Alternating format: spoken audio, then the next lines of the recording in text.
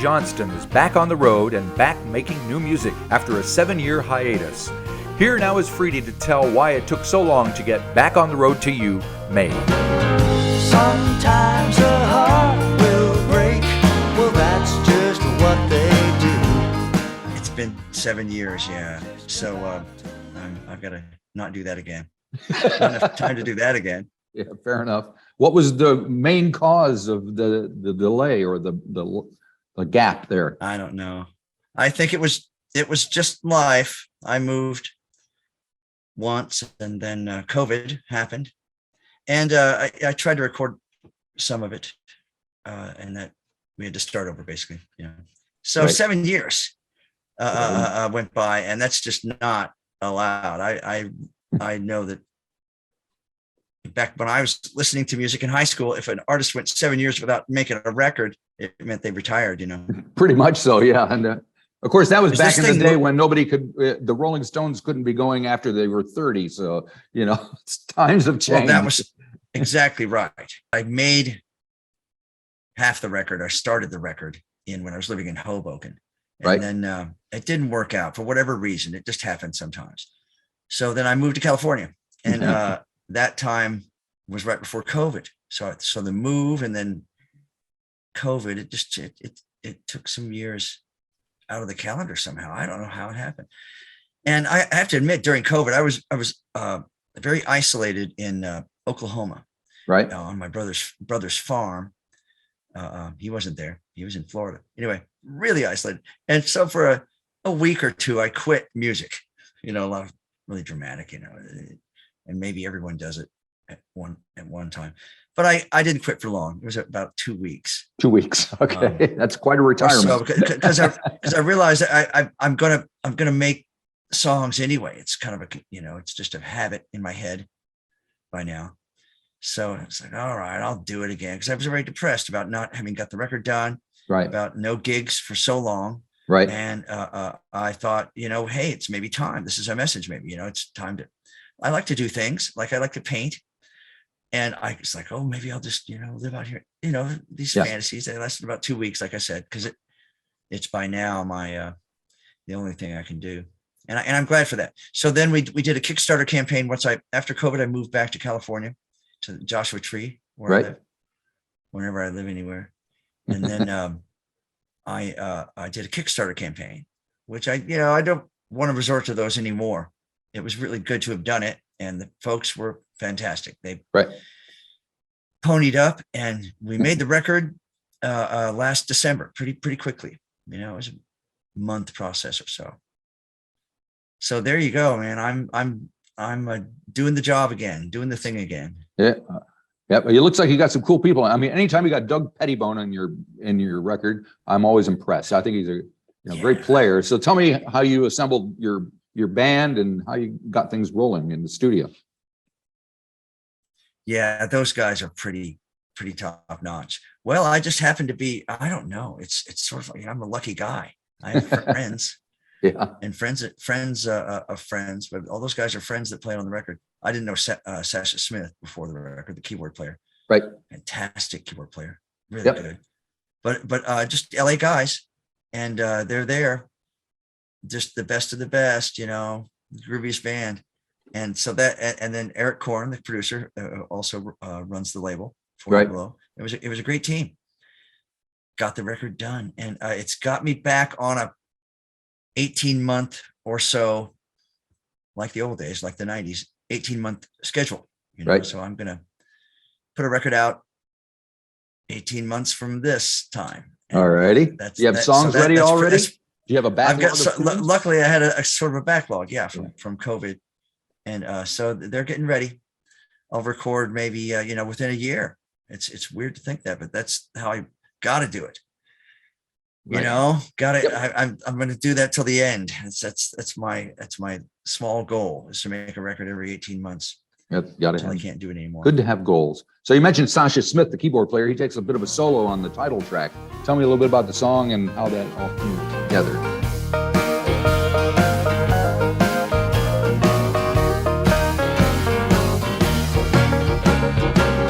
Sometimes a heart will break. Well, that's just about to lose my brakes and I'm almost out of fuel.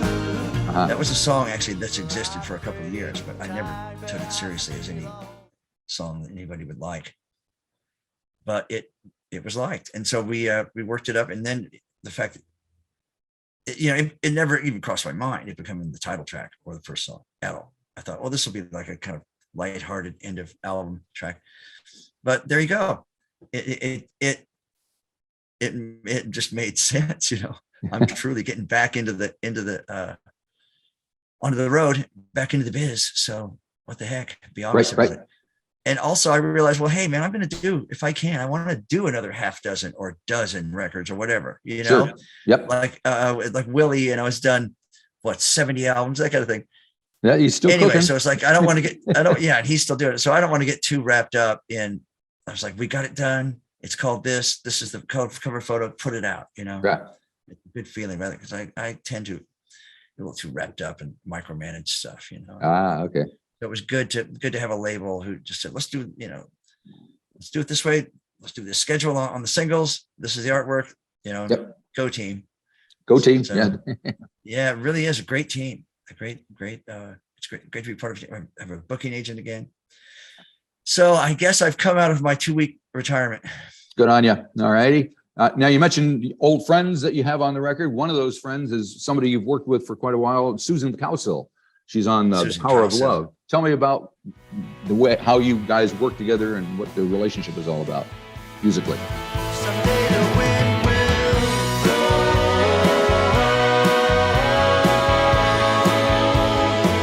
Someday the sky will fall.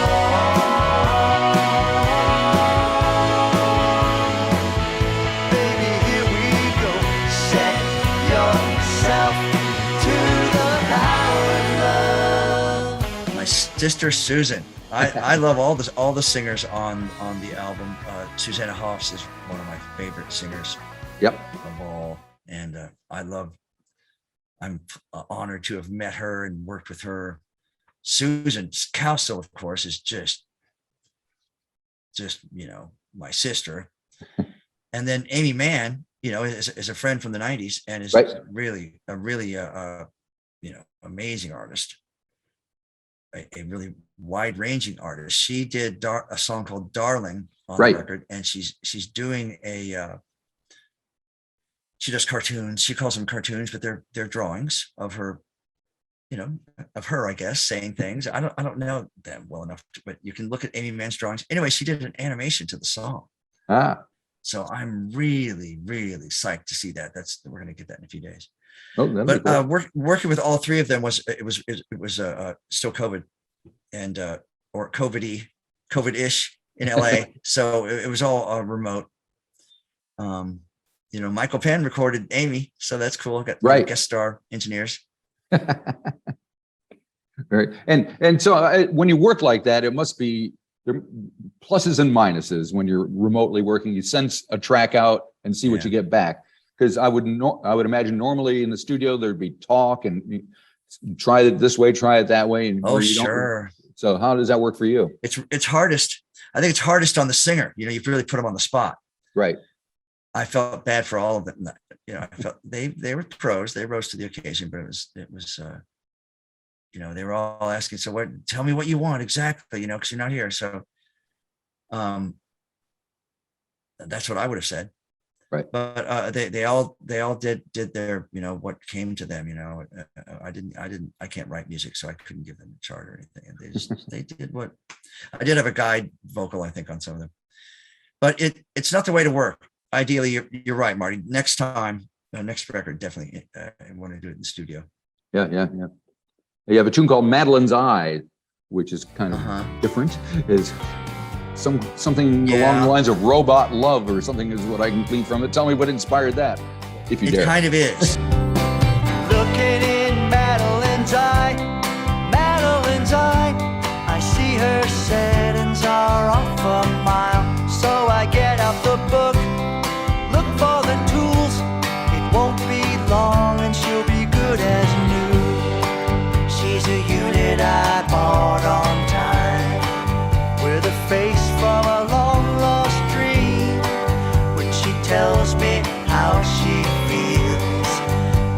is almost real. It's an old theme, you know, Right.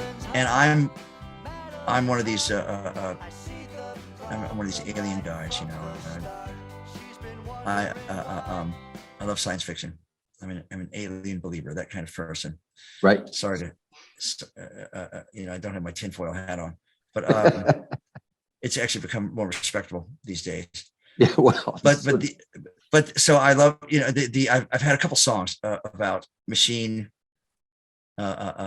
girlfriends, and you know, I've been told, you know, by maybe, I don't know, by girlfriends, like, what do you know, I think this is your fantasy. Maybe what are you saying in this song? Do you want to control me? right. But anyway, I just think it's kind of a song that will make more sense in the coming decades, you know, Right. Yep. when it Yep. actually happens. So, yeah, there was more of a lighthearted song that, I didn't know if it was going to make it on the record even, you know. So when you're deciding what makes it on the record, how does that process work for you? Do you sit there and you've got songs all over the place? Are they already I wish I recorded? did. Yeah. It's usually the ones that are done. Right. And That now helps. it's for whatever reason, it's a strategic reason. I'll only put out 10 song records, which I'd like to put out, you know, 20 song records, but 10 Right. songs is all that pays somehow. So that's actually easier for me. You know, somehow 10, not easier, but there were a couple songs that didn't make it to this record that will make it on the next one. That kind of Right. thing. Of course, 10 songs is good for vinyl, and vinyl is kind of It's research. good for vinyl. It's good for vinyl, which it's great to be putting out vinyl and colored vinyl. I've never put out vinyl. I've put out vinyl before. Can You Fly came out on Rough Trade in England on vinyl. Right. It's black vinyl. So that's, you know, that's cool. You know, you gotta love that. Well, the music business has changed a lot since you started out back in the 90s. Is it for the better, for the worse, or just different? Especially since you've been kind of out of it for 7 or 8 years now. I don't know. I tell you what, that question is always, no, it's an obvious question. It should be asked. It's a common question. Right. There's a lot of answers to it Yeah. in a way, because they're on different levels. Yeah. Like for me, if I take away the what do you call it, the social media marketing and the release of the singles digitally, it's like making a record in the 70s. Right. The recording process, we use the computer, but if you just took the computer in the next room, we used it like a 24 track. I must say that perhaps there was some editing, but what I'm trying to say is that making the record was like you could have done in the old days, certainly. Mm-hmm. It's coming out on vinyl. It's like, you know, so it's really not that different to me from my end. The marketing, the social freaking media, something I do not pretend to like Right. at all, is really a big part of it. And that's new. So that's different. As Right. far as, so from my end, it's not different. But as far as the music biz and how it is for other people, it's completely an alien world, you know? Yeah. And that I just don't even pretend to understand. Luckily, I think, you know, I got it in at the tail end of what will be called, it's called classic rock now, but it will be called classical rock in the future. Right. You know, I really think, you know, we're just reinventing it. So it's like that 60s, 50s, 60s, 70s end of it. I think maybe 80s at the most. Yep. Thing. Pre-grunge will be like this music that keeps getting regurgitated. And so making it will be the same for a while. Right. You know, Right. I know that Peter Buck, who lives in Portland. I have a Portland band, and we did a gig where his buddies, the Eyelids, were on the same bill. So Peter Buck was there. We were talking about making, you know, he was talking about working on 2-inch tape, Right. 24 track. It's like, Yep. you know, that's like by far the best way to work, you know, because it limits you, and it sounds better and it limits you. Two good things. Gotcha. You know, it's like, we only got 2 takes here, guys. Let's, you know, instead of like, just give me 10 more of those and I'll put it together later. Yeah. Yeah. That kind of thing. Yeah. Well, it's interesting because And then- there's like there's one side, people are recording in classic studios. They'll go to Muscle Shoals or someplace in Nashville and, you know, get the vibe of the place and all that. And other people are, especially with COVID, realizing they can do all this amazing stuff on their computer at home. So it's like complete diametrically opposed things, trying to get to the same place, it seems like.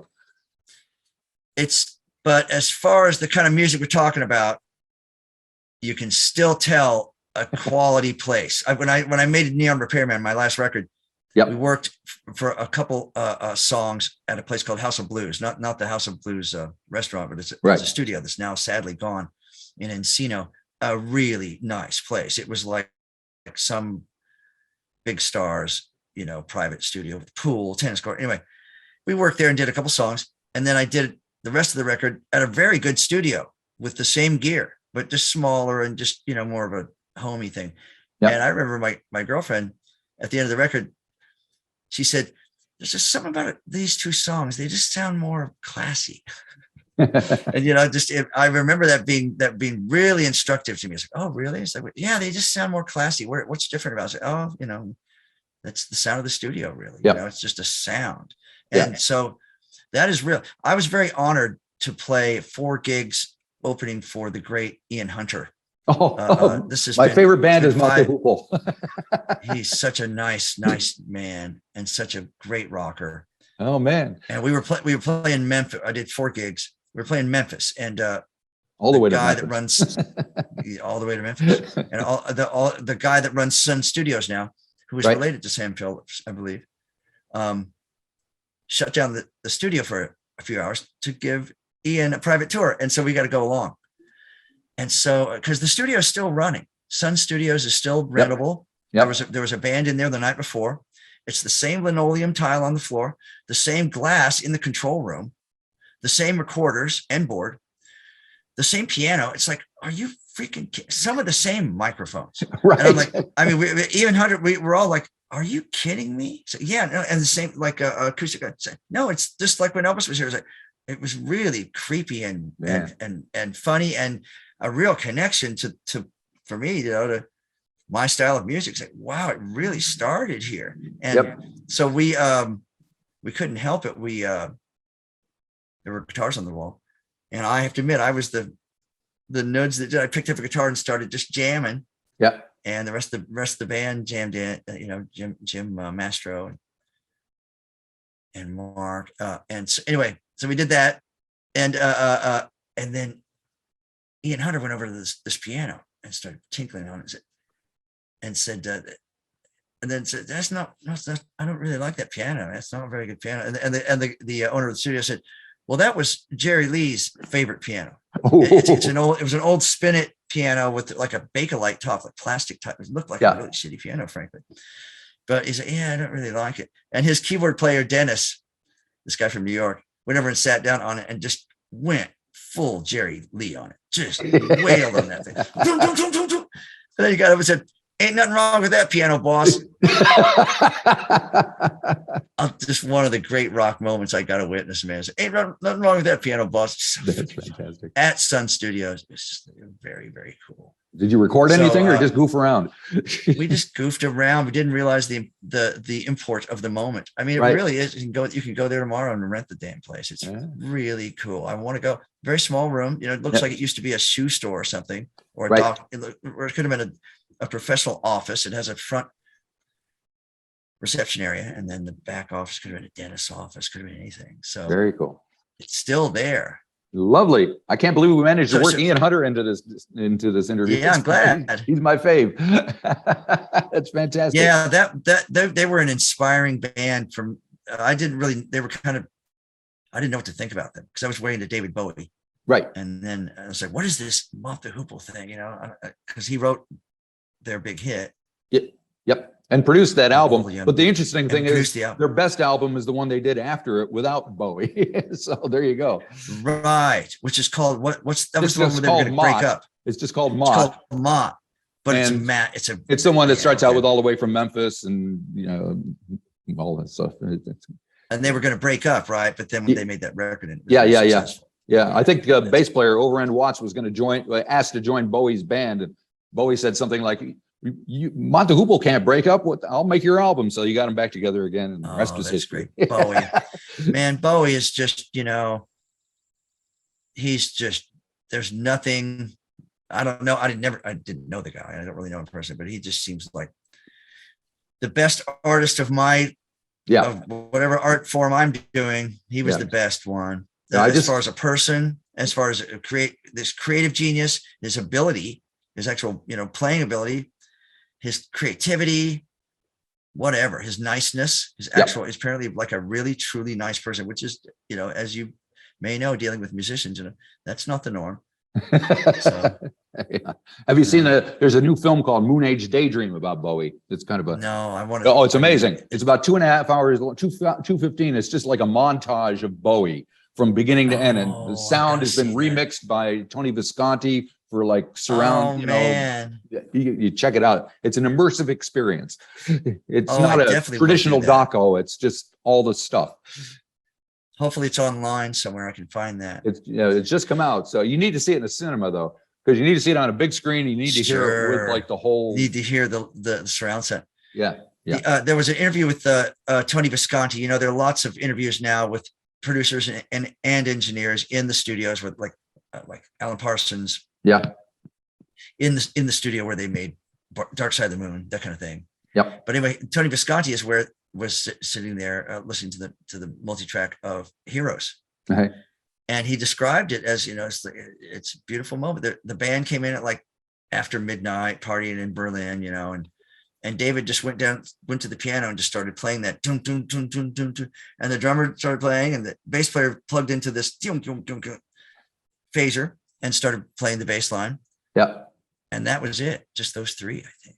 Yeah. And he sang the melody, but that's the whole, that take was the track. That's the one, they based it on. Man. Just that first take, it's fascinating to hear this. Like, that's real artistry.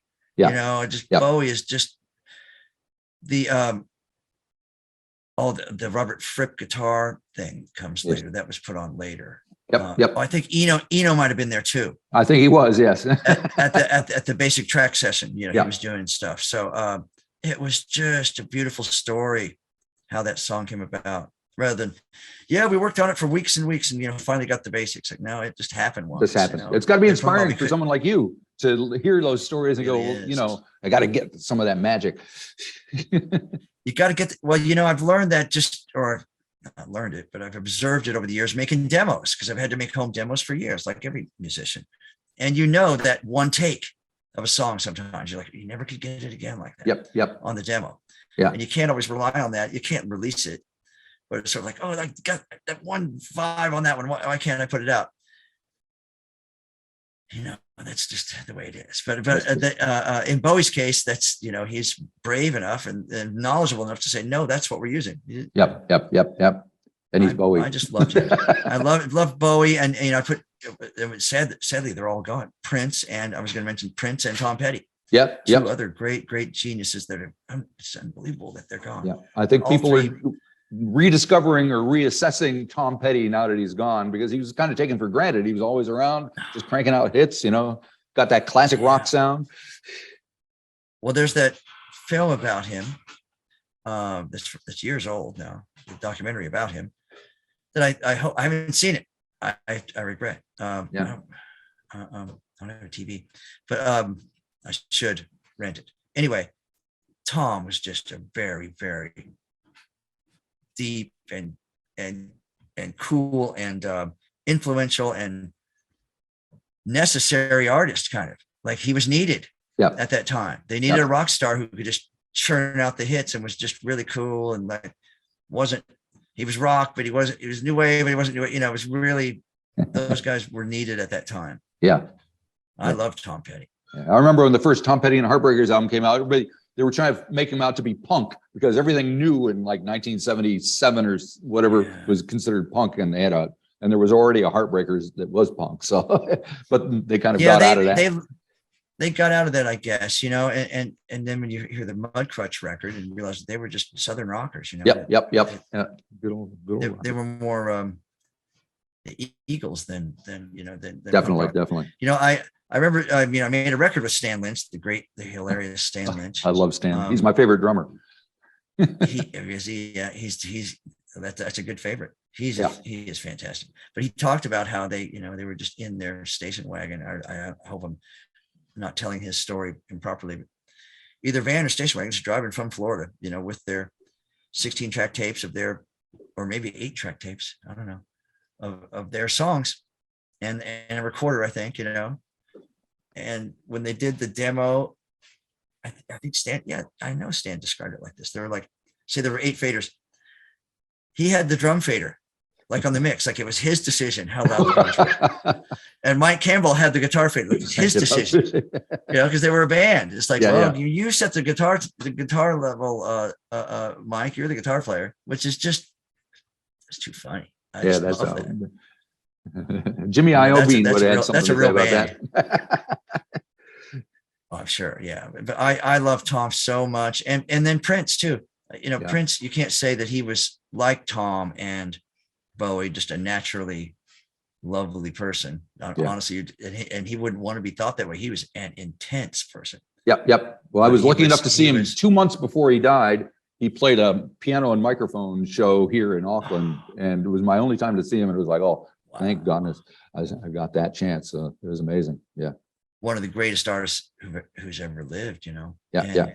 Knew it. I think that's how he became so great. Some of these people have to be that way. Yeah. These people, whatever you want to say, they have to think that they are just the greatest. Honestly, I think, you know, Elton John, who I really love, you know, he's completely full up to his neck with himself, but that's how he became Elton John, you know, and other guys like that.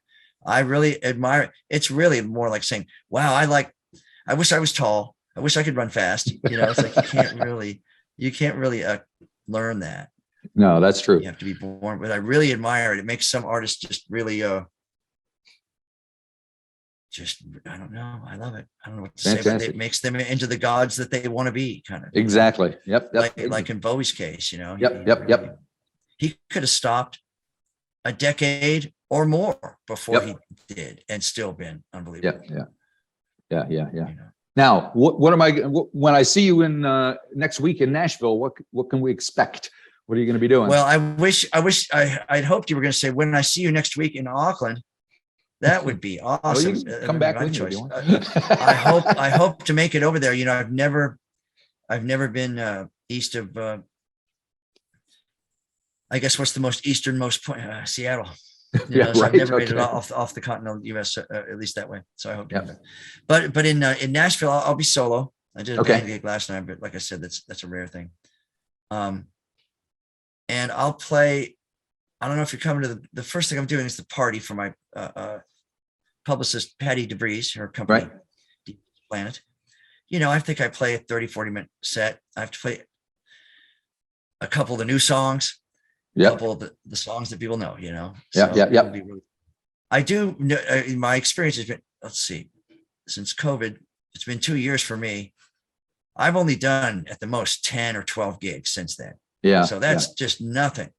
But I've noticed that every one of them has been, you know, I used to get, honestly, I must say, I get a little cranky sometimes on stage. You know, it happens when you're playing solo, whatever. It just doesn't happen anymore. I'm glad it's burned out of me, and I hope it stays that way. It's like any gig, anytime, anywhere. I'm just so happy to be there. And I don't know who I was listening to. I've been listening to a lot of musician interviews, maybe somebody from the 60s, but he was talking about, maybe it might have been Mike Campbell, even obviously not from the 60s. They're saying like, yeah, man, there'd be nice we'd be playing if we realized we didn't have the audience. So we just keep playing until we had the audience. Instead of like, oh yeah, we just wrapped it up. No, we just kept playing until we had the audience, you know? Yeah, very good. So that's kind of the way to look at it. Words to live by. It's like, you know, it's like, you guys are talking, I'm going to play even more then, you know? Is it? Yep. Like last night, some folks were talking. Well, it was a band gig, but people were talking. They hadn't seen each other, I realized, you know. Right. And they do this, the thing that I do, like they're listening while they're talking, because the crowd of people, they just one song maybe, you know, they were doing that. And as soon as the song was over, everyone started clapping, you know, because they had been listening. So anyway, I'm just glad to be doing it again. It really is something that it had to be taken away, I guess, to appreciate it. Yeah. I don't know. I hate to be so philosophical about. Yeah, you don't know what you got till it's gone. Isn't that what Joni said? It's really, you know, I do some gigs with a Steely Dan cover band here in Madison when I'm in town. Oh, really? It's really fun, man. They have horns, background vocal. They're an incredible band. Yeah. But I did a gig with them in Minneapolis a month ago, and the gigs, it was a seated crowd. The gig started out pretty great, you know, but then they played a couple certain crowd favorites, and everybody started dancing, and the power on stage was palpable. It was like what you. I mean, I was like, well, here's this thing that I've been talking about. Well, I can feel it like an electrical charge, and I can see the band is playing differently because it was just like, it's, you know, it's a real thing. The crowd is a real thing.